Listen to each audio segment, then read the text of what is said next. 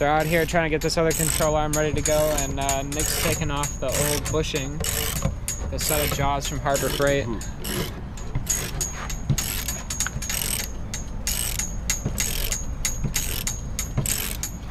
But we still have to get this inner one off as well. This whole thing's so rickety.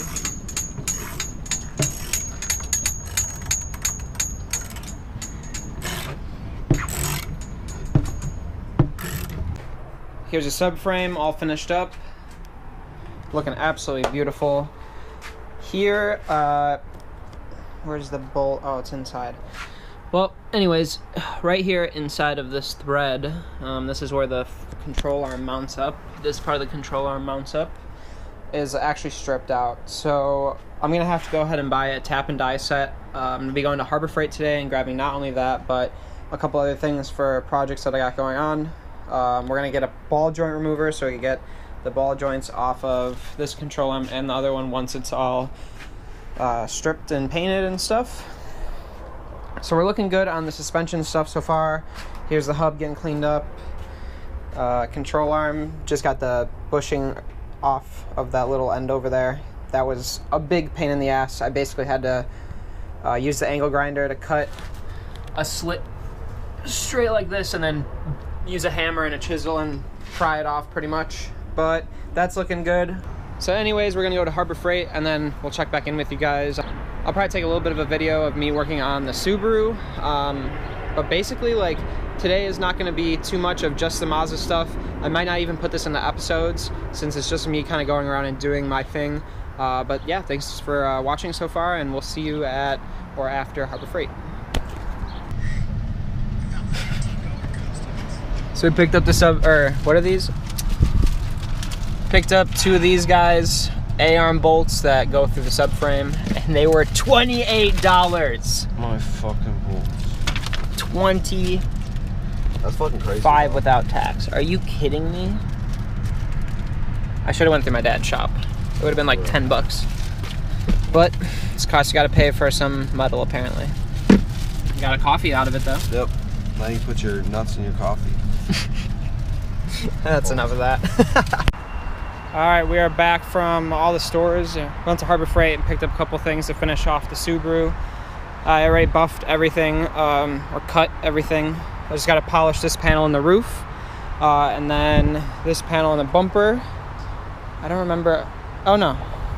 Sorry, bumper is done. This needs to be polished. This needs to be polished. So just polish here, the roof, and then this just needs to be waxed. Actually, I already polished that. That's exactly why I left these little notes everywhere. It's buff and polish, wax here. Pretty much that whole side of the car is already waxed, including the hood and the front bumper. So I gotta wax all this after I'm done with this, and hopefully it doesn't rain out, but that's what it looks like it's about to do. So we'll check back in a little bit. So I went ahead and finished the other A-arm and the hub. Looking real good, nice and cleaned up, no more rust. And now what I'm trying to do with the A-arm is get the bushing out. We already did this bushing by slicing it with a angle grinder through the rubber and everything, and then basically chipping it out. But this one, this is how I'm going to go ahead and do it, and hopefully it works out just fine. Basically what this video is I haven't seen anyone on YouTube properly explain how to get a Mazda3 ball joint out. And today I'm going to show you how I'm going to do it. This kit that I bought with this C-clamp and the accessories you need to take this ball joint out was just under 50 bucks on Amazon, and it came a day later. So it's absolutely perfect for this. Here I got my control arm taken off the car. I'm going to be painting this, so I also need to get this ball joint out because it is disgusting and ripped apart. So basically what I have right now is just an open-ended spacer here that's going to allow the ball joint to drop in. You're going to be pushing it through from the top side down, and I also have this little plate here that's resting on the nub of the ball joint. So I'm just going to go ahead and start cranking that thing away.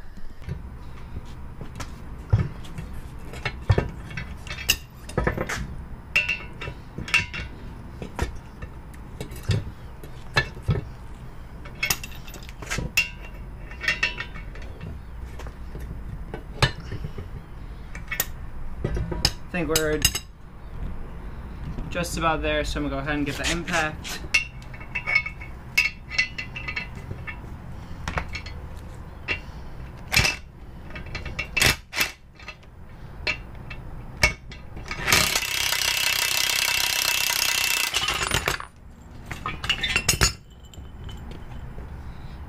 And there you go. Really easy. Under 50 bucks. You don't have to rent it from AutoZone, Advanced Auto Parts, anything like that. You just go ahead, pull it out at your workbench, use it when you need it. And if you guys are interested in more of the stuff that I do here and what Making Mechanics is all about, go ahead and give us a subscribe down below, and I hope to see you in the future. We'll see you guys later. Peace out.